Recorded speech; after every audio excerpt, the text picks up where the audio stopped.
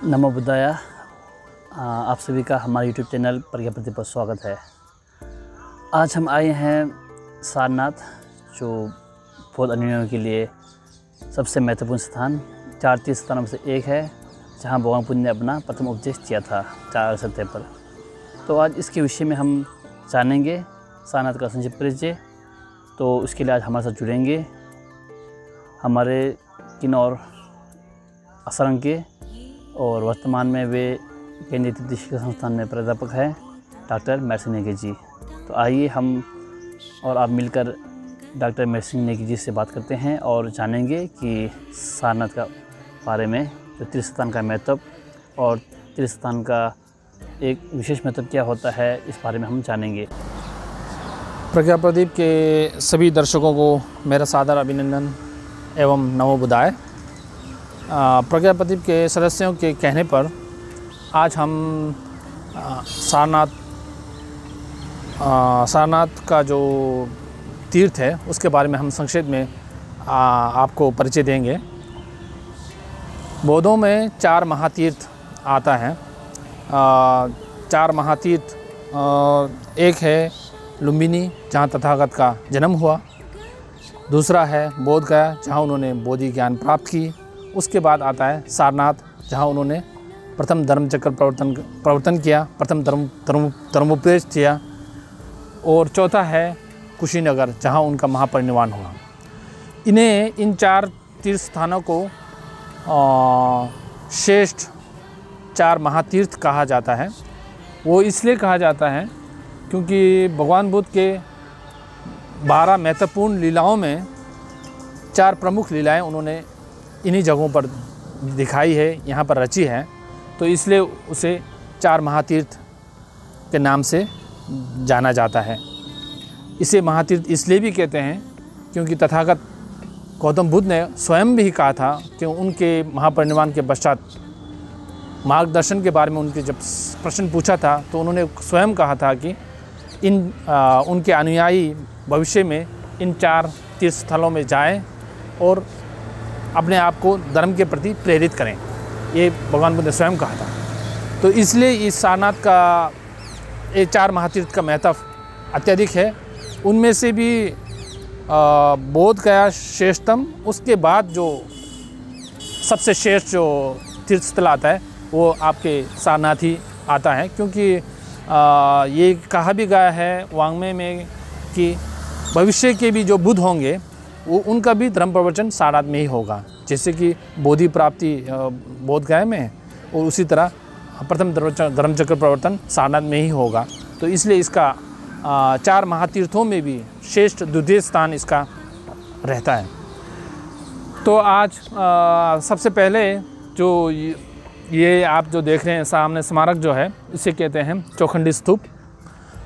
इस स्तूप का वर्णन इस प्रकार आता है कि तथागत गौतम बुद्ध बोध गया में बोधि प्राप्ति के पश्चात 7 सप्ताह तक वहाँ बैठने के पश्चात जब वो जहाँ अपने दिव्य चक्षु से पंचवर्गीय भिक्षुओं को देखते हैं, कहाँ है उनको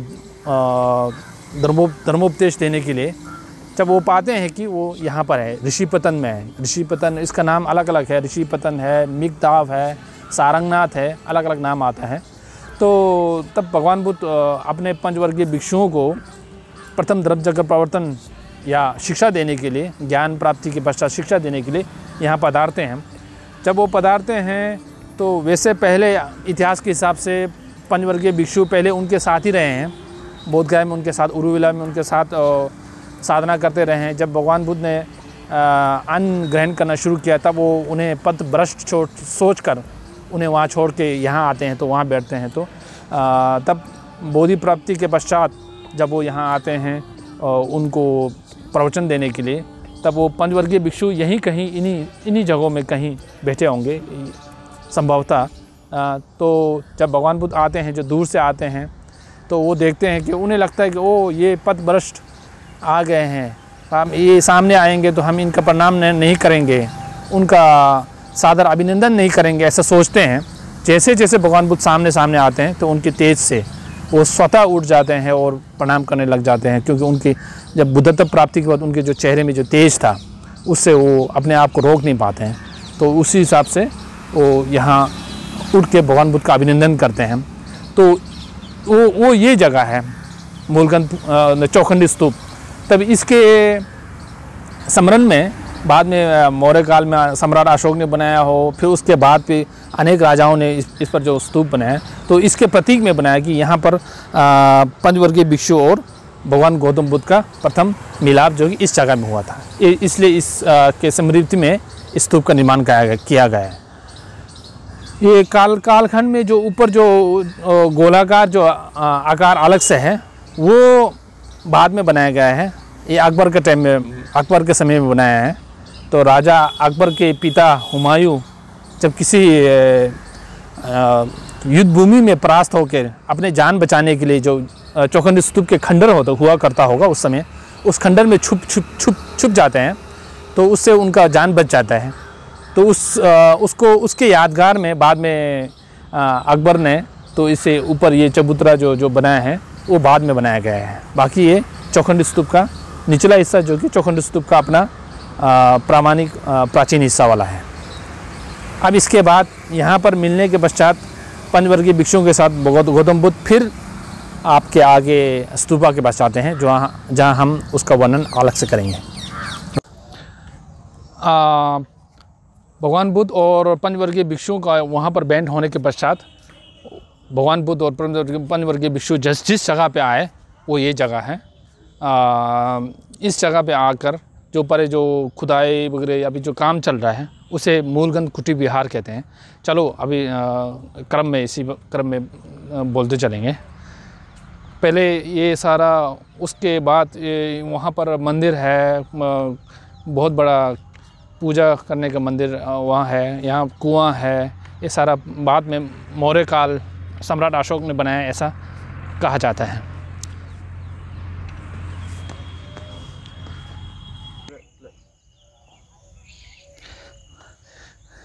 ये सारा वो जब कोई क्या बोलें साधक भिक्षु जब उन दिनों में रहे होंगे तब उनका जो परिनिर्वाण होता है उसके याद में चैत्य, ये सारे इनको चैत्य कहते हैं। जो छोटे जो बना हुआ है वो या उक्त भिक्षुओं के नाम पे चैत्य बना होगा ऐसा कुछ कहते हैं। और जो ये सामने जो है ये अशोक स्तंभ ये यहाँ का एक प्रमुख केंद्र भी है। अशोक ने भगवान बुद्ध के से संबंधित जो तीर्थ है वहाँ पर उन्होंने स्तंभ स्थापित किया था, ये दर्शाने के लिए कि ये एक प्रमुख स्थल है और यहाँ ये करना चाहिए, वो नहीं करना चाहिए। भगवान बुद्ध का शिक्षा ये है, सब उसमें उस स्तंभ पे उल्लिखित होता है। जैसे कि आप यहाँ देख रहे हैं इस स्तंभ में भी ये ब्राह्मी लिपि कुछ बोलते हैं शायद, ब्राह्मी लिपि में जो लिखा है आपको शायद दिख रहा होगा वीडियो में, जो ये ब्राह्मी लिपि में लिखा है वो अशोक ने वो सूचना जो लिखते हैं स्तंभ बना के बाद वो ऐसा है। ये सारा पत्थर एक के ऊपर एक होगा, मतलब बहुत लंबा, काफ़ी लंबा स्तंभ है। उसके ऊपर जो आज के भारत के राष्ट्रीय चिन्ह है वो भी यहीं पर सारनाथ में पाया गया है, सारनाथ की खुदाई में पाया गया है। जो चार सिंह का जो भारतीय राष्ट्रीय चिन्ह बना है वो यहीं से सारनाथ से लिया गया है। भारत के संविधान में भी अभी वो यहाँ पर म्यूज़ियम में सुरक्षित है। कभी मौका मिले तो फिर उस पर बनाया जा सकता है अशोक स्तंभ। इसके पश्चात जो ये जो एक भवन का जो खंडर है उसे मूलगंज कुटी विहार के नाम से जाना जाता है। भगवान बुद्ध ने जब प्रथम धर्मचक्र प्रवर्तन के पश्चात जब पहला वर्षावास है उन्होंने यहाँ व्यतीत किया था, तो इसलिए जहाँ भगवान बुद्ध बैठते थे जो आंगन था वो ये था, ये मूलगंज कुटी विहार। तभी इसे शायद मूलगंज कुटी विहार, मतलब मुझे लगता है कि जब भगवान बुद्ध जब बैठे होंगे वर्षावास में बैठे होंगे तभी उनके अनुयायी जन श्रद्धालु धूप बत्ती ऐसा चलाते होंगे या कुछ ऐसा होगा, नाम इसलिए पड़ा होगा मूलगंज कुटी विहार। इस क्या बोलते भवन के खंडर का नाम है। और आगे चलकर सारनाथ का महत्व एक इसलिए भी है कि यहाँ पर जब भगवान बुद्ध ने प्रथम धर्मचक्र प्रवर्तन किया था पंचवर्गीय भिक्षु कौंडिन्य हुआ, महानाम हुआ, वप हुआ, असजी हुआ और ये इन पांचों को जो धर्मचक्र प्रवर्तन किया था, उसके बाद उनका 5 एक भिक्षुओं का एक वो बना था, एक संघ बना था। उसके बाद वाराणसी के एक यक्ष है, एक बड़े श्रेष्ठी के पुत्र यक्ष, बड़े अमीर घराने के यक्ष, उनको भी इस बात की जानकारी हुई। वो यहाँ आए, तथागत बुद्ध से उन्होंने धर्म श्रवण किया, तो उसके बाद उनको भी मतलब एक धर्म में श्रद्धा उत्पन्न हुई। उसके बाद वो भी एक वो क्या बोलना चाहिए भिक्षु बने। उसके बाद उनके साथ उनके 4 साथी और भिक्षु बने। ऐसा करते करते यहाँ पर पूरे 60 भिक्षुओं का एक संघ बना। तो संघ की स्थापना यहाँ पर हुई थी सारनाथ में। तो 60 भिक्षु, तब उसके बाद भगवान बुद्ध ने कहा ना मतलब क्या बोलना चाहिए, लोक के हित के लिए, लोक के अनुकंपा के लिए सब चारों दिशा में जाइए और धर्मचक्र प्रवर्तन मतलब धर्म का उपदेश कीजिए। तो वो जो कि भिक्षु संघ की मतलब त्रिरत्न में एक संघ रत्न की जो एक स्थापना हुई थी, वो भी इसी जगह पे हुई थी। तो इसलिए इसका महत्व भी एक अलग सा एक महत्वपूर्ण है। और ये धर्मराजिक स्तूप के नाम से जाना जाता है इसे। ये काफ़ी बड़ा रहा होगा अपने समय में। कहते हैं कि ये स्तूप जो है भगवान बुद्ध का जहाँ अस्थि स्तूप है, ये अस्थि स्तूप है। भगवान बुद्ध का अस्थि जिसमें रखा गया था वो अस्थि स्तूप है। इसका ये था कुछ 18वीं सदी में, 18वीं सदी तक इसका रूप रंग का मतलब पहले जैसे पुराना खंडर रूप में रहा है इसका। उसका प्रमाण ये है कि 18वीं सदी में काशी के नरेश चेत सिंह, उनके दीवान जगत सिंह, उन्होंने क्या किया, तब वो जब तैर्थिक थे तो उन्होंने जो इस स्तूप का जो खंडर था बहुत बड़ा विशाल रहा होगा, उस खंडर को उन्होंने तोड़कर सारा जो पत्थर है, जो लाल पत्थर जो पुराना प्राचीन ईंट आ रहा है ना, वो सारा जो उन्होंने गधे पर लाद के पूरा नगर बसा दिया उन्होंने। यहाँ वाराणसी में एक नगर है, शायद मेरे ख्याल से उसका नाम जगतगंज है, अपने नाम पे जगत सिंह उनका नाम है, तो जगतगंज पूरा एक नगर बसाया है उन्होंने। ऐसा करके पूरा ले गए इसको, यहाँ से पूरा इतना बड़ा स्तूप को तोड़कर पूरा खंडर पूरा लेके पूरा एक नगर बसा दिया उन्होंने। इतना बड़ा स्तूप रहा है, उसका इतिहास ये है। और जब इन्होंने ये तोड़ा था, यहाँ पर इस स्तूप को तोड़ा था, कहते हैं कि उसमें एक सफ़ेद पत्थर का बक्सा था, उसके अंदर एक नीला पत्थर का बक्सा था। तो उसके अंदर जो कि कुछ अस्थियाँ उसमें थी, उस समय मौजूद थे।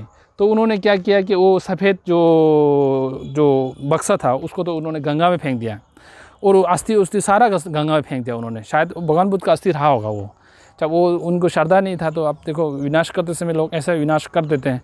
तो बाकी जो छोटा जो बक्सा है, अभी सुनने में आता है कि वो कलकत्ता म्यूज़ियम में है। छोटा बक्सा जो हरा बक्सा पत्थर का रहा है, वो कलकत्ता म्यूज़ियम में अभी सुरक्षित है।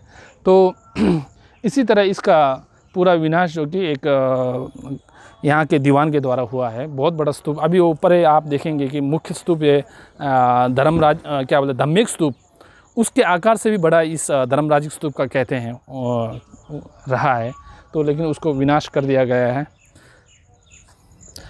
तो ये आपके मूलगंज कुटी विहार के सामने वो जितने भी छोटे छोटे चैत्य हैं, बहुत सारे ये मतलब कुछ अरहत भिक्षुओं के, ज्ञानियों के, उनके समाधि स्थल के रूप में मानते हैं। स्माइल करो।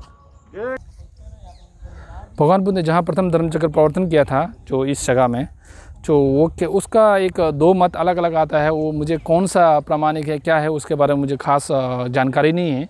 कुछ लोग जो ये है जो अवशेष जो बचा है इस जगह पे, वस्तुतः इस जगह में भगवान बुद्ध विराजमान होकर प्रथम धर्मचक्र प्रवर्तन 4 आर्य सत्य को दिया, ऐसा मानते हैं। और कुछ एक मत है कि वो जो धम्मिक स्तूप है वहाँ पर दिया है, प्रथम धर्मचक्र प्रवर्तन भगवान बुद्ध ने वहाँ पर किया है। अब इसका कोई प्रामाणिक कुछ आधार मेरे पास नहीं है जिसे मैं इन दोनों में कुछ सुनिश्चित कर सकूँ, इसलिए एक 2 मत है अलग अलग। यहाँ पर जो आप जो फेंसिंग देख रहे हैं उस तरफ, तो वहाँ पर अभी हिरणों का एक झुंड को संरक्षित करके रखा हुआ है। वो भी, उसके पीछे भी एक इतिहास है बौद्ध साहित्य में, क्योंकि इस जगह को एक नाम तो ये है ना, एक नाम एक सारंगनाथ है, एक मिगदा है। वो दोनों भी क्या बोलते हैं, हिरणों के नाम से जुटाए हैं। सारंग मतलब तो मृग हो गया, नाथ हो गया तो उसका स्वामी हो गया, तो वो भी इसी के नाम पे इसके नाम पे रखा गया है। और मिगदाय भी यही है। मिगदाय मतलब जो कि मृग हो गया, पाली में मिग होगी ना, तो संस्कृत में मृग हो गया। मृग को जो जहाँ पर अभेदान दिया है राजा ने, उसलिए इस जगह का नाम भी मिगदाय या मृगदाव इस नाम से भी इसे जाना जाता है। वो ऐसा है कि उसका एक 2 लाइन में उसका कहानी बताया जाए तो एक समय में यहाँ पर एक आखेट शिकार का एक जगह रहा हुआ होगा उन दिनों में। तो एक शिकारी जो कि शिकार करने के लिए आया, तो एक हिरनी जो पेट में बच्चे के साथ होगा उसको शिकार करने लगा। तो एक बोधिसत्व, एक जातक में आता है कि बोधिसत्व उस समय एक मृग के उसमें थे, योनि में थे। तो उन्होंने देखा कि उन्होंने उस मृग को बचाने के लिए खुद स्वयं सामने आके वो जो हिरनी है उसको बचाया और कहा कि उसके जगह में मुझे मारो। तो ये कहने पर उसने जब हिरन के मुंह से जब वाणी निकला तो वो बहुत हैरान परेशान हो गया। तब वो बातें धीरे धीरे फैल गई और धीरे धीरे काशी के नरेश तक पहुंचा वो बात, काशी के राजा उस समय में जो भी रहा होगा। तो उस राजा ने फिर उस मृग को, हिरन को बुला के सभा में, तब उन्होंने उसकी क्या बोलते हैं, क्या है उसके पीछे, क्या छुपा है उसके पीछे, क्या राज है, मृग मनुष्य को वचन कैसा बोलते हैं, वो देखने के लिए उनको बुलाया। तो मृग ने पूरे सभा में कहा कि यहाँ पर पशुओं को हत्या होता है, ऐसा नहीं होना चाहिए। ऐसा जब धर्मोपदेश दिया उस राजा को, तभी उसके बाद उस राजा ने कहा कि यहाँ पर कोई भी मृग को नहीं मारेगा। एक मृगों को अभेदान दिया है, इसलिए इस जगह का नाम भी मृगदाव पड़ा है, ऐसा साहित्य में आता है। और ये अभी धम्मिक स्तूप जो कि आप सामने देख रहे हैं, ये है धम्मिक स्तूप, जिसे जहाँ प्रथम धर्मचक्र प्रवर्तन हुआ, ये एक मत के हिसाब से ये माना जाता है। तो इसकी खुदाई भी हुआ था। खुदाई वैसे बौद्ध खंडरों का सबसे अधिक खुदाई जो है